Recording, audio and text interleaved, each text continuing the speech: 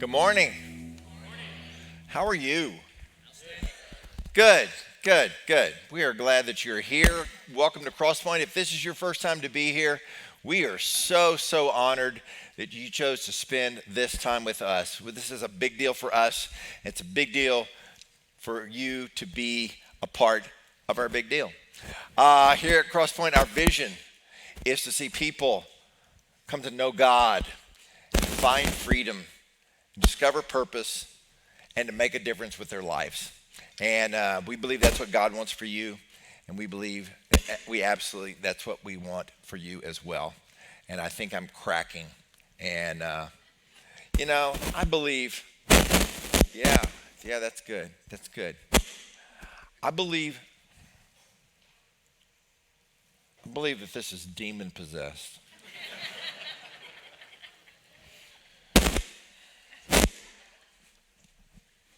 Here, let's put it right here and see if it works. If not, we'll go to plan Q, all right? Thank you. I'll go with this as long as it works, okay? It's always something, It's not going to work. Okay, I'm going to get into my message in a minute. All right. Hey. Hello, friends and neighbors. Listen, I hope that you, there it went. Okay, I'm just having a great day. If it's all right with you, I'm going to go back out and come back in and start all over. I hope that you got one of these today. I know that it was already mentioned to you. We have trash on the floor. But I am so excited. I know this isn't anything to get excited about, but it is like somewhat just a semblance of return to some sense of normalcy. I'm just anything that has some sense of normalcy, I just love. And there is a communication card down here on the bottom. I'm going to tell you right now, I'm going to ask you to fill it out. All of you. And I know some of you are going, I've been here. You know me. I don't care. I want you to fill it out. And I will just tell you, I'm just going to give you a bit of vision. One of the reasons that we ask everybody to fill one of these out is one, because we like to hear from everyone. But let me tell you another reason. Because we like our guests to fill them out. And when they are made to look like, I'm the only one, they have a tendency not to do that. But when everyone does, they're more likely to do that. So you get to be a part of us finding information on these new people that we want to love and minister to. So you see, that's the real purpose. And I am sitting down because someone said, I worried about you falling off this platform last week because I have a new hip. And so I have my trusty cane here. And years ago, we had a staff member, and great guy, wonderful guy. In fact, he was listening, and he just texted me and said, thanks for the shout out. But it was his first time to do the welcome. And I don't remember if it was Easter or Christmas, but it was a very, very, it was a big day. It was an important day. And the line that he was supposed to use was, hey, today is a day like no other day. And it came out, today is a day like any other day. You really said that, didn't you? Yeah. So today is a day like no other day, because I'm going to do something today. This is not a typical service at Crosspoint Church. It's a little bit different, and we're going to do a few different things. Usually I have a mic that works. Usually I don't tear up paper and throw it on the thing, but I just want to share some things with you. It's 2 weeks. It's 2 weeks till Easter. I don't know if you realize that, but it's like here. And Jesus, I don't know if you look back in the scripture, Jesus made preparations for Easter. I mean, he knew what was going on. He made sure there was a colt for him to ride in on and somebody to go pick it up, and he made sure that there was a room that was reserved for them, and there was a Passover meal. He did a lot of preparation for the very first Easter. before his death, burial, resurrection. So I think if Jesus makes preparation for Easter, it's probably appropriate that we do too. And so I'm just going to tell you something right up the top. I'm going to ask some things of you today. I'm going to ask you to do some things or to commit to do some things today. But before I give you the what, I'm going to give you the why. And some of this stuff may be, I don't need to know that, but I think I want you to know how God has worked in my life over the last 50, 60 years, and how he's kind of led me and how he's kind of wired me for ministry, and why our church is a little bit the way that it is. When I was growing up, I knew what I wanted to be when I grew up. I knew I wanted to be one of two things. I wanted to be a coach, or I wanted to be a lawyer. I know those don't sound the same, but they sounded fun to me because I loved athletics, absolutely loved athletics. When I was a teenager, I got to coach some little guys, loved it, fell in love with coaching. I thought, I would love to do this. I would love to invest in young men's lives. And so I wanted to do that. And I also knew that, like Judge Huffsettler, he always says, the lawyers, they argue their case before me. And I'm like, I am so good at arguing. I would love to be paid for that. That is awesome. So I knew I was going to be a coach or a lawyer. I didn't know which, but I figured I'd figure it out. At 15, when I was 15 years old, that is the first time I can say that God spoke to me. And I know a lot of people, that goes weird with people.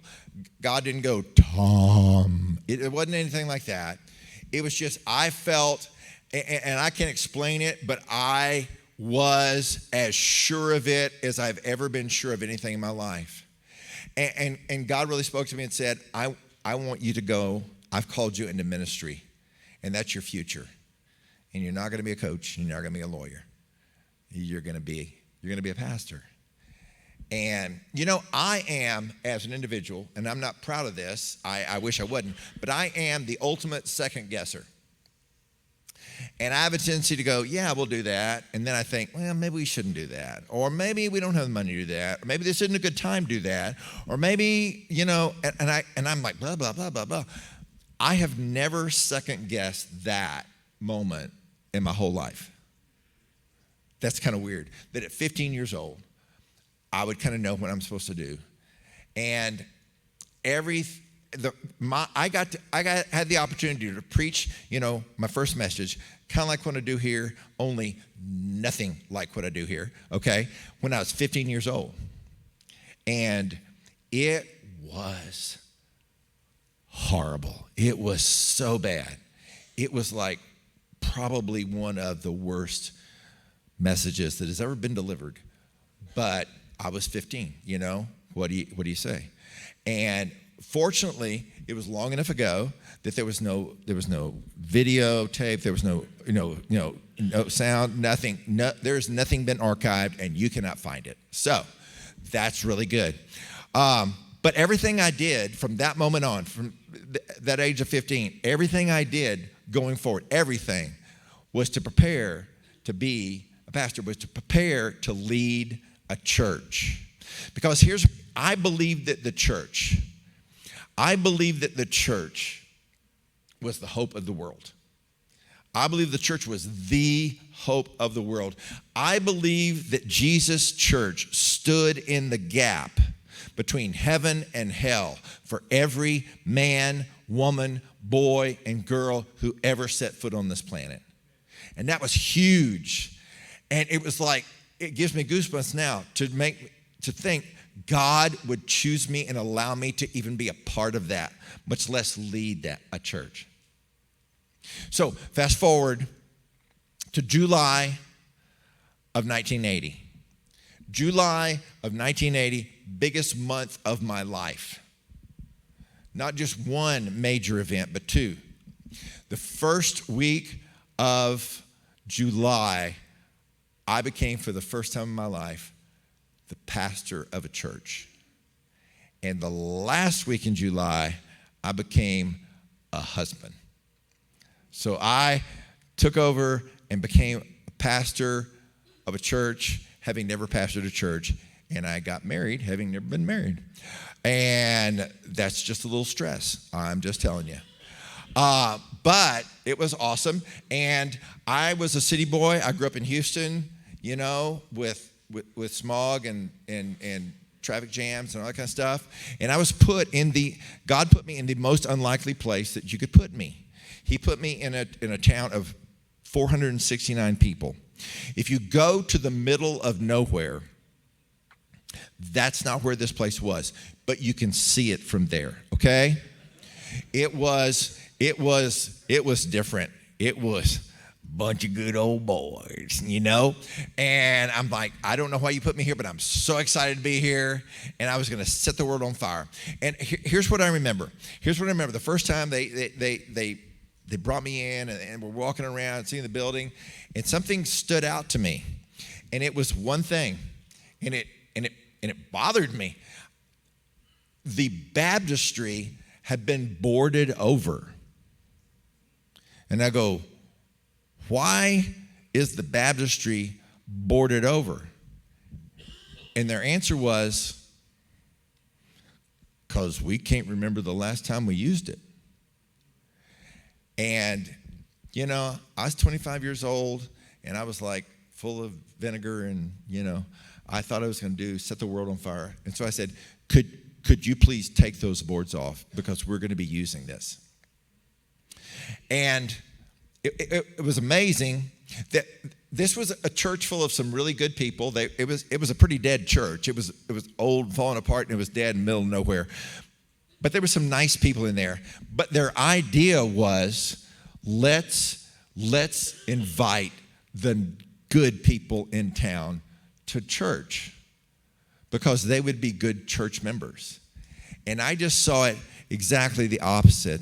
Why don't we find the worst people in town and invite them, because they desperately need Jesus? Because I remember Jesus said, hey, I didn't come for the well, I came for the sick.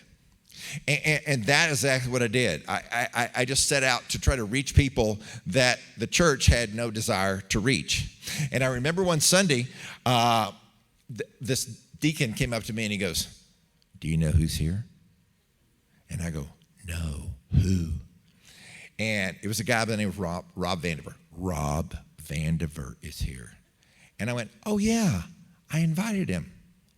He goes, you know him?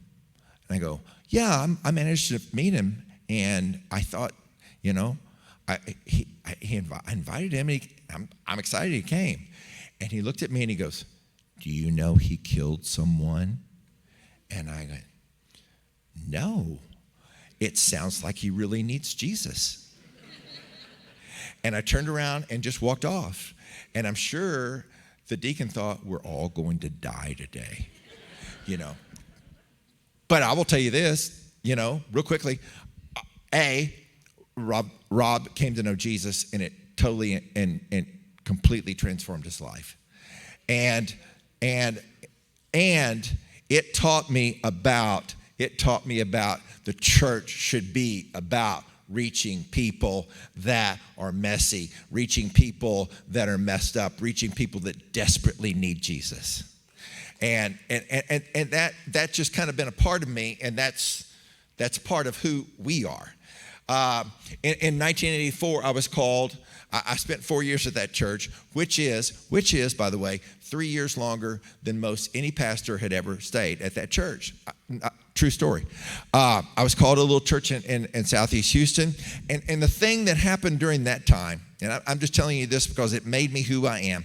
I went through an identity crisis. Not me personally, but kind of me personally. I was in Houston now, and I was meeting all kinds of people and other Christians and doing things in other circles, and I met some great people. But some of them were kind of from different lanes of Christianity than I was, if that means anything to you. And some of them, and I just fell in love with them. I could just see Jesus in all of them. And some were they would identify themselves as charismatics, and some would identify themselves as very, very traditional evangelicals.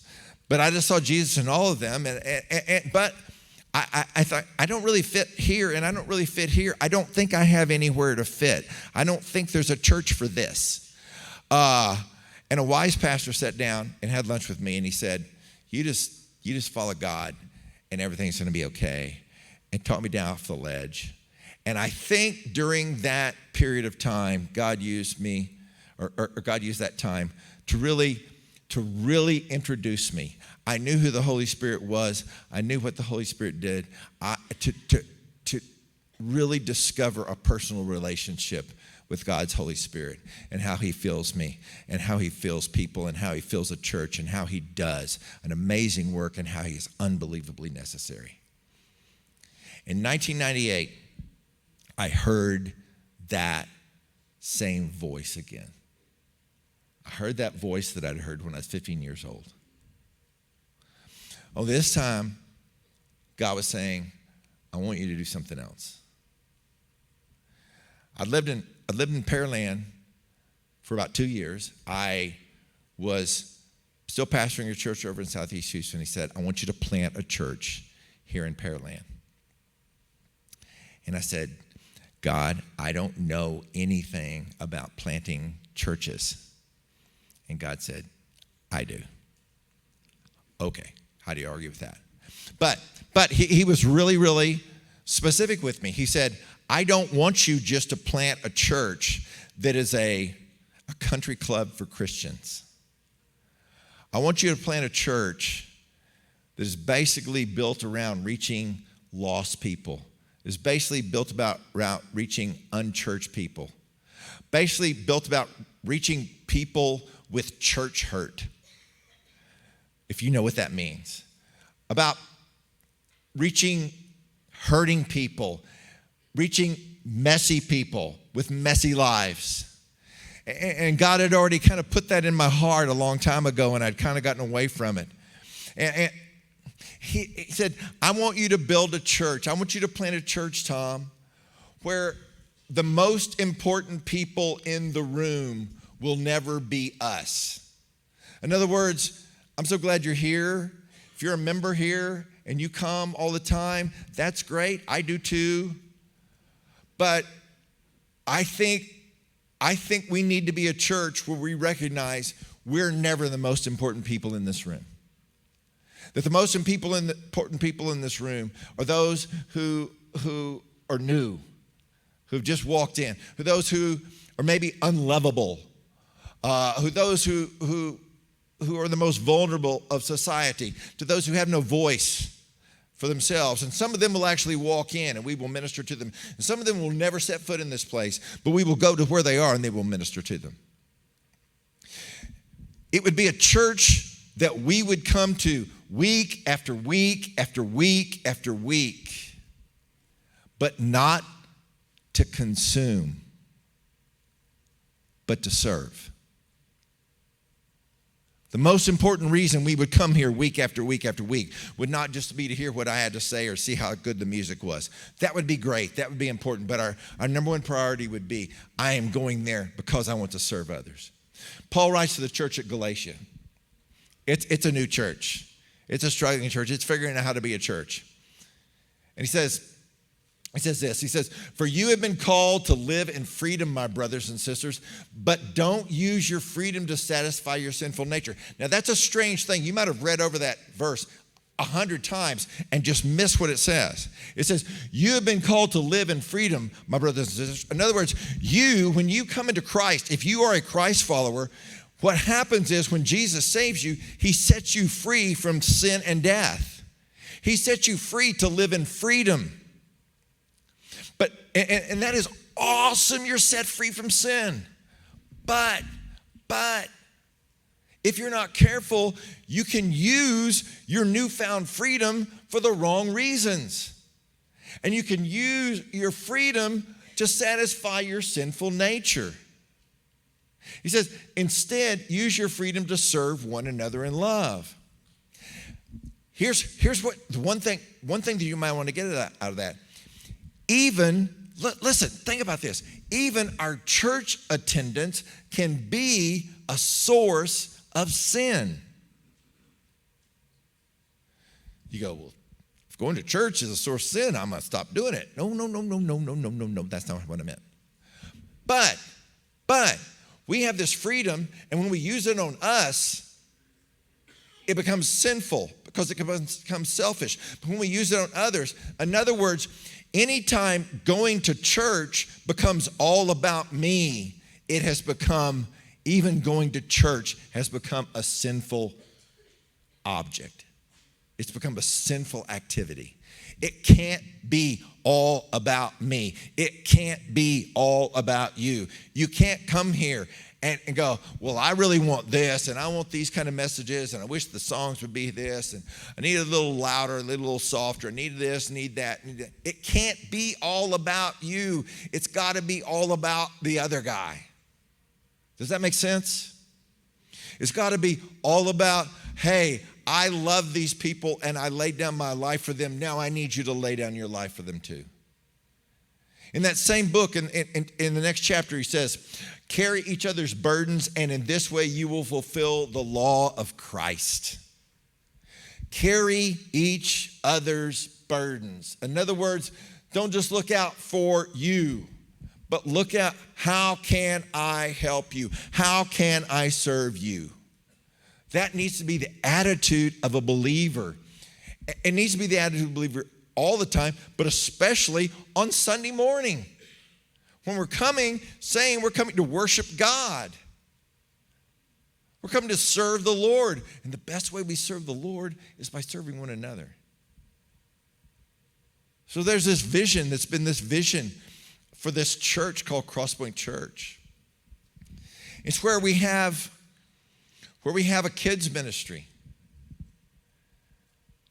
where it is so awesome. And I know some of the people who serve in there, and you do such an awesome job, but where we have a kids ministry that is so unbelievably awesome that if people that are new, that they like visit our church and they make the mistake of bringing their kids with them and letting them go into the kids venue, that they are like stuck here because their kids are going, I don't want to go anywhere else. I want to come back here. And you know what? I actually hear that. I actually hear people like, well, we were going to visit several other churches, but our kids just fell in love with this place. And now we have to. It's a vision where we have the student ministry. We have a student ministry for middle school kids and junior high kids and high school kids, and where we have adults, that's you guys, who realize that those kids, those middle and junior and high school kids, everyone, all the statistics, all the studies show that for kids to be successful, for kids to stay out of trouble, for kids to really make something of their lives, they need not only just a parent in their lives, they need another adult in their lives that will speak truth into them. Not just parents. How many of you are parents? Yeah. How many of your kids, when you say something, go, yeah, thanks, Mom and Dad, that's awesome. Yeah, it doesn't happen. It doesn't happen. But when some other adult that loves them and invests in them says it, they go, oh, wow. I have a son that lives in Oklahoma. And about every 3 weeks, he calls me up, you know. He calls me all the time, but about every 3 weeks, he calls me up and says, hey, I got to tell you, Dad, I got to tell you what my pastor said this week. It was awesome. And he tells me something that I have told him 500 times. And everything in me wants to go, I've told you that 500 times. But what I say is, your pastor's awesome. He is brilliant. I wish I'd have thought of that. But you know what? Those of you Those of you, if you're here and you volunteer, and you're like a small group leader or something, you have some boys, you have a little group of girls, and you're speaking to them, you don't have any idea how much of an opportunity you have to change their lives. You are so powerful because you're coming in and you're hovering over and you're giving ground support to their parents. And you have the opportunity to really change lives. And we want to have a student ministry also that the students themselves are so excited about and so proud of that they would invite their friends. They go, come on, we got to go to this is good. When you have students that invite other students to come to church with them, you're getting somewhere. That's the vision that we have for this church. I want to give you a way of looking at things that maybe you've never looked at before, okay? Can you just give me a little space here and I'll do this? When you go home today, when you're driving through your neighborhood or when you're driving through somebody else's neighborhood or just go for a joyride and go through a neighborhood and just look at the houses. Look at the houses. Inside those houses in any neighborhood are three groups of people.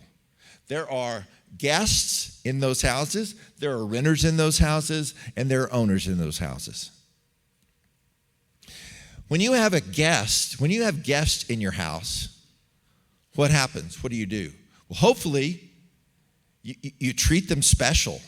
Hopefully, you get the house all cleaned up, you get, you cook for them a little bit, maybe things they like, a little special. You plan some activities for them. You make them feel loved. You make them feel like you want them to be there. That's how you treat a guest. And they have no responsibilities. And then renters consider this place their home, although they don't own it, but they consider this place their home, except when something goes wrong, when something breaks. Susan and I have a couple of rent houses, and when something breaks, what do the renters do? Do they say, ooh, I need to go and fix that? No, they go, hey, this is broke. Somebody needs to come fix it. Okay? Thank you. They don't have responsibility for it. They go, okay, it's not really my house. Somebody else needs to do but it's broke, and somebody needs to do something about it. And then there are owners. And owners, when you're an owner, what do? When something is wrong or something is broken or something is not quite right, what do? You go, well, it's my house. It's my responsibility. I either need to fix it myself or I need to call someone and pay to have it done. I need to take full responsibility for it. In this room right here,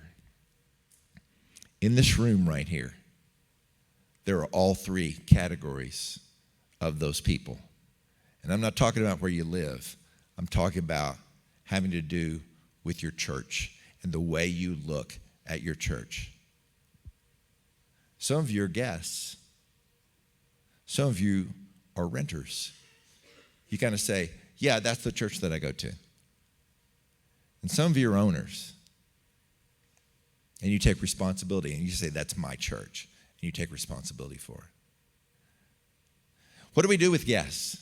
We want to make sure that they know that they are welcome, that they know that they are loved, that they know that they are wanted, they know they are important. And at some point we want to move them to maybe renter status. What about the renters here? Who are the renters? What, a renter? That's the people who come here and they go, yeah, that's my church. Yeah, that's my church. But when they see something that's broken or they see something that's wrong or they see something that, hey, we need more volunteers over here or something like that, they go, hey, there's a problem over there. Somebody needs to do something about it. Right? And then there are owners. Who say, this is my church. And I need to, if there's something wrong, I need to do something about it. And an owner, a real owner, Somebody who really owns this church and says, this is my church and I am responsible for it, assumes responsibility for anything that's wrong. Basically, if they notice something that's missing, they notice something that needs to be done, their first action is, God, did you bring this to my mind and my eyes because you want me to do something about it? Because if you do, I will.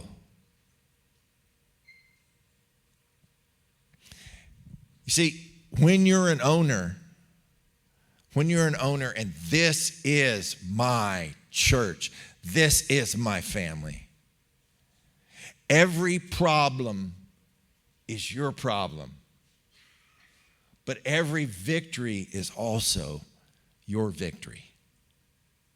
You get to share in all that. Now, there's another little problem got thrown in. A little issue. Over the last couple of years,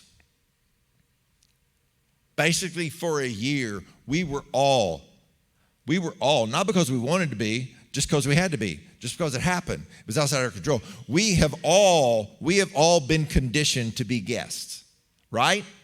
There was a time when we were all conditioned to be guests because you couldn't come up here and do anything. You couldn't even make your way into this place. And that wasn't your fault, and that wasn't my fault. It was just something that happened. But if you do something long enough, you just get conditioned that all I got to do is just turn it on, or all I got to do is just turn it off. And that's it. Or maybe, my spiritual growth is all about, I turned on the computer for an hour. And that's it. And I have no responsibilities whatsoever. And I think it's very normal that we would be conditioned to be guests. But at some point, we have to exercise that demon out of us, the demon of guestism, of whatever that is. I don't know. It's not mentioned in the Bible, so I just had to make it up. But I think it needs to be cast out, and it needs to be gone. And we need to go, I need to be an owner. I need to be an owner of my church. That needs to be my church. That church needs to be my responsibility. What is missing, I need to fill it in. What is broken, I need to fix it. And we can't assume that when God brings people, Jesus said, if I be lifted up, and I believe Jesus is lifted up in this place. He said, if I be lifted up, I will draw men to me. And I believe that because he is lifted up in this place, from time to time, he draws people into this place. And I'm like, I don't know where they came from. It's not like they were driving by this place and just noticed it, because it's like hidden. People tell me all the time, oh, yeah, I know where that is. I go, no, you don't. No, that's another church. I don't know how God brings people here. But he does. And I'm grateful that he does. But we can't assume that just because they came in, we can't assume that they feel loved and valued and welcomed. I think one of the biggest issues is that we believe ourselves to be a friendly church, and I think we are a friendly church. And so that means we're a welcoming church, and it doesn't. A friendly church means I have friends, and I talk to my friends when I go to church. A welcoming church means I have friends, but I ignore them and go talk to people I've never seen. But we need to be intentional. There needs to be people that their whole intention and their whole reason for being here is, I'm here and my job is to make sure every person that walks in these doors, every person that comes on this campus knows that they are loved and welcomed and wanted. And that's why we have those men and women with those yellow t-shirts on, the ones that glow in the dark. And they're out there in the parking lot. And you think they're out there in the parking lot because we have traffic jams and we need them to take care of everything. No. They're out there because they're the first line of greeters. They're parking lot greeters. When people drive in, they're the first people to tell them, hey, how are you doing? We're so glad that you're here, and give them a smile and give them a handshake. And then we have door greeters, and they're there to go, hey, listen, hey, I am so glad that you're here today. Welcome to Crosspoint. I believe God's going to do something great in your life today. Hey, and let me shake your hand. Hey, I hope you have a great experience today. And when they come inside, we have lobby hosts that said, hey, welcome to Crosspoint. Is there anything I can help you with? And sometimes, when you may not remember this, but the first time you walked up to a church, for many of you, it had been 100 years since you had. And you're walking up, and this is the scariest thing in the world. If you're like a single mom with 4 kids and you're walking up there and you're going, oh man, I don't know where to go. I'm going to go in the wrong place. I don't know what to do with my kids. I'm going to do everything. I'm going to stand where they sit and sit when they stand. And they're going to do some kind of crossing themselves or something, and I'm going to get that all wrong. And it's a scary thing. But to have people to say, can I help you? Oh, yeah, let me show you where. Let me take you and show you where you can put your kids. Get them checked in. Then we have ushers who, hey, sometimes when you get everybody checked in, you're new, you're late, you come in, it's kind of dark in here, but they're here to help you find a seat, to be seated. We have cafe workers that are out there, and they give you coffee, they give you donuts, they take care of your needs, they provide for you. In other words, every time when everybody's functioning, when everybody's getting their job done, we want people who come on this campus and come in these buildings to be greeted and to be treated and to be seated. And if we do those 3 things, we're at least making some inroads into making them feel loved and welcomed. We need to think excellence. We need to think, yes, that was done well, but how can we do that better? We need to think maximums. Oftentimes in the church world, what we do is we think minimums. We think, okay, what's the least amount of people that we can get and keep this thing afloat, okay, to do something? Because we just want to get by. We need to think maximums. We need to think, what is the biggest number of people that we can get to serve others? How can we find new places for people to serve? Why is that important? Because if you haven't heard this, you're going to hear this a million times here. You're never more like Jesus than when you're serving someone. You're never more like Jesus than when you're serving someone. We believe that and I'm going to tell you something right now. I'm going to lay something on you. You may not have heard this. And you may scare you off. But we believe in making a mark on this community and leaving a legacy on this community that is so much bigger than ourselves and so lives out long after we're gone. And for us to do that with great, and you may say, who does that? Hundreds of people do this every week. Hundreds of people, they do this. They worship one and they serve one. They find one service and they worship God in it, and they find the other service and they serve in it. And you're thinking, who would do that? That takes a long time. It takes less time than to watch a football game. It does. And you get to change people's lives for eternity. See, here's what we believe. We believe worshiping God and being fed on His Word, like you're doing right here today, is a powerful thing. But we also believe if that's all you do and you just get fed, you're just going to get fat. Isn't that true? If you just get fed, you're just going to get fat. We believe that seeing God use you to transform lives is even more powerful than what happens in this room. The writer to Hebrews says this, and I'm almost done.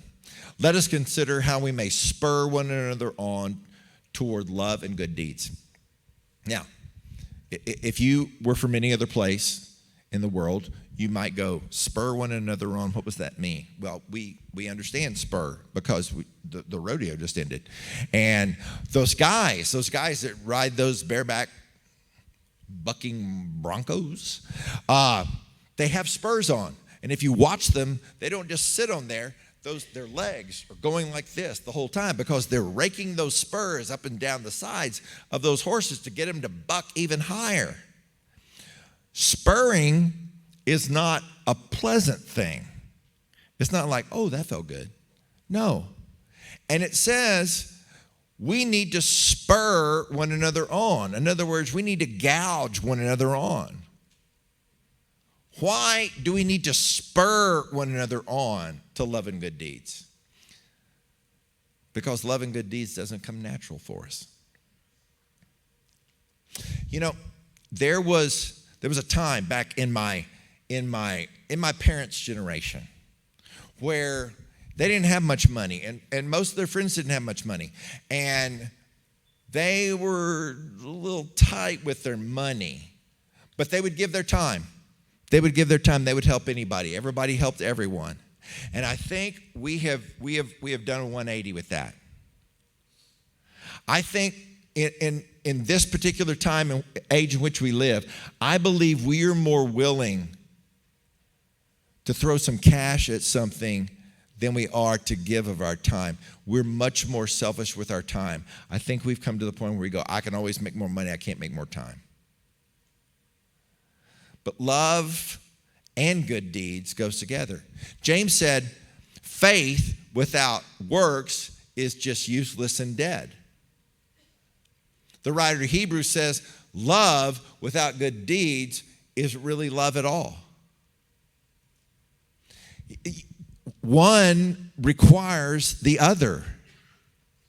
Jesus said, here's what you're supposed to do. You're supposed to love the Lord your God with all your heart, soul, mind, and strength. And you're supposed to love your neighbor as yourself. You're supposed to love God and to love people. And you cannot love God and love people by just saying that and having a warm feeling in your heart for them.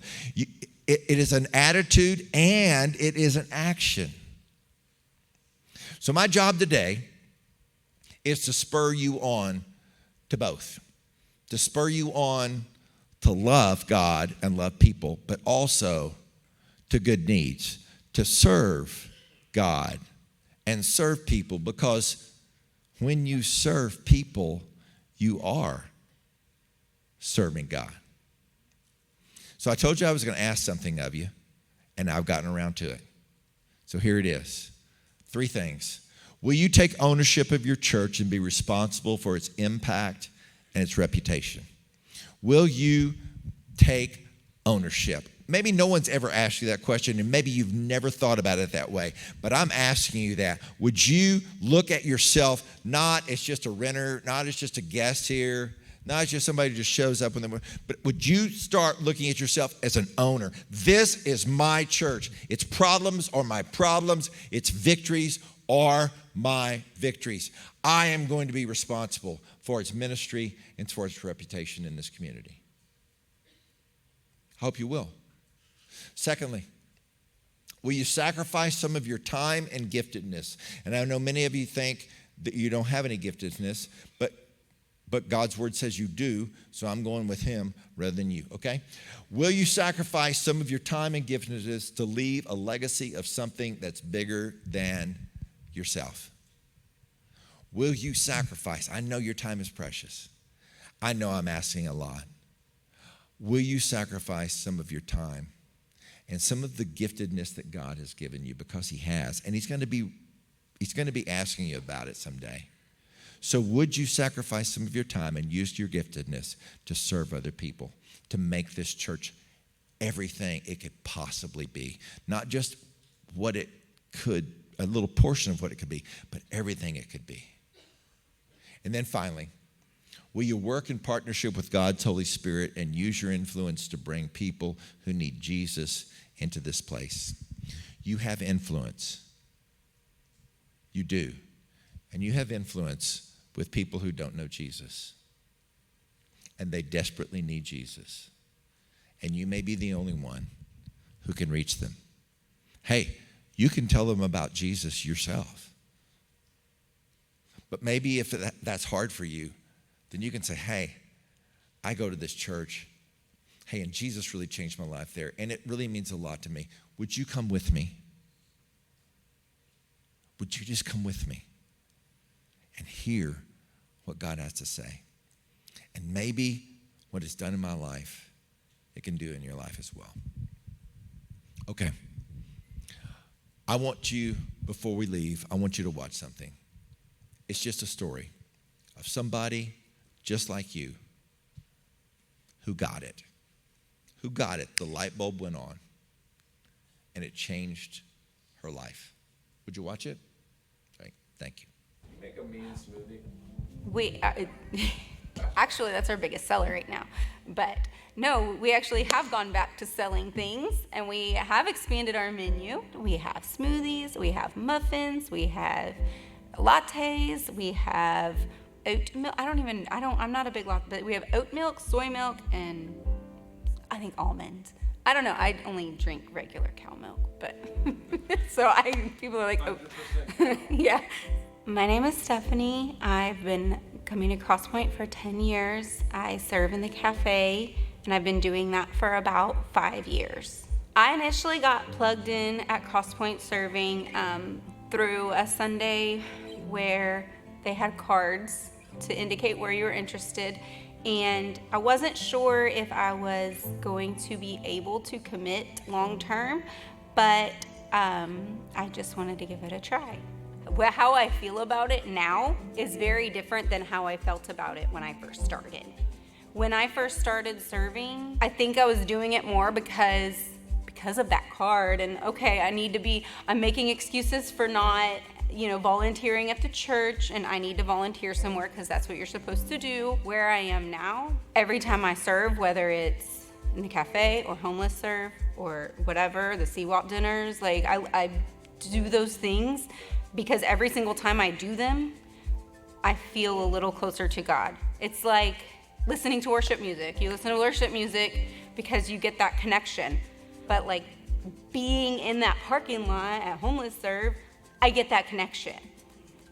Being in that cafe, I get that connection. So some encouragement I would have to someone who is interested in serving but might not feel that they have enough time or they have too much stress is to just try it, just to see what it's like. Because once you're serving others, you get out of yourself. You get out of your own mind where you're focused on your own problems and your own life and your own schedule. And that is filled with the Lord and your love for the Lord and his people. And once you experience that, you don't want to go without it.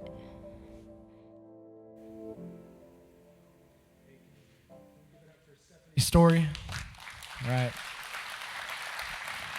Hey, just like Tom was speaking about today, if you feel like the Lord is calling you to take that next step of serving others, and what I love about Stephanie's story was serving others is not simply just about what it does for others, but God actually does something in us when we're serving others too.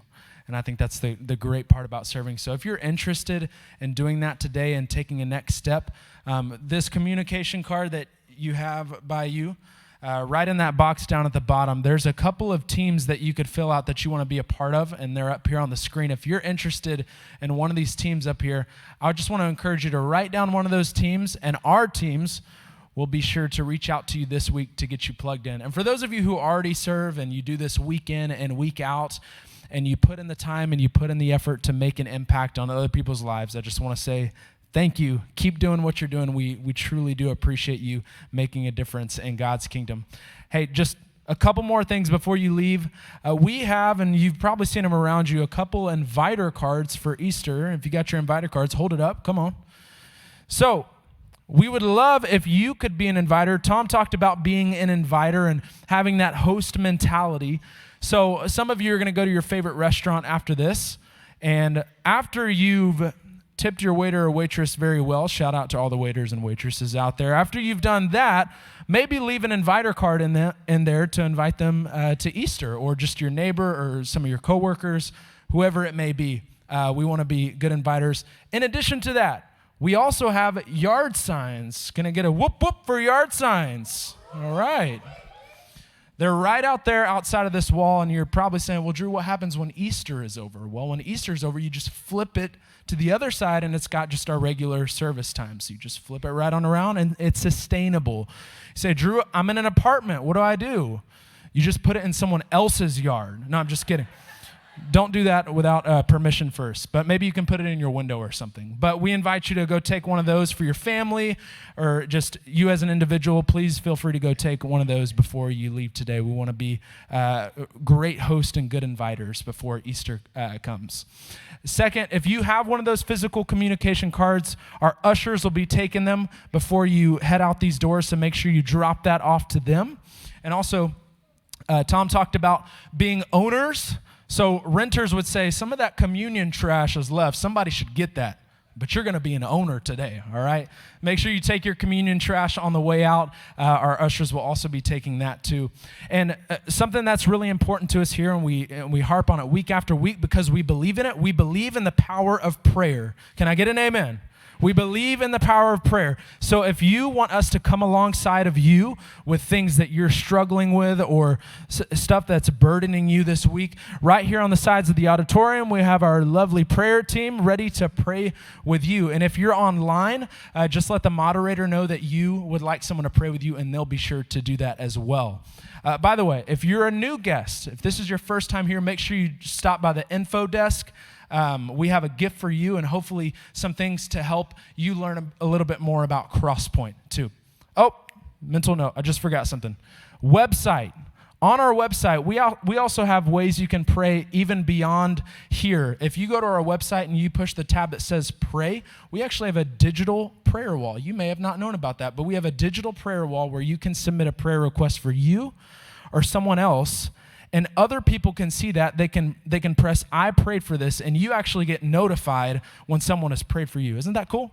So take advantage of that in addition to our prayer team here today. Hey, I hope you guys have a great week, and we'll see you next Sunday.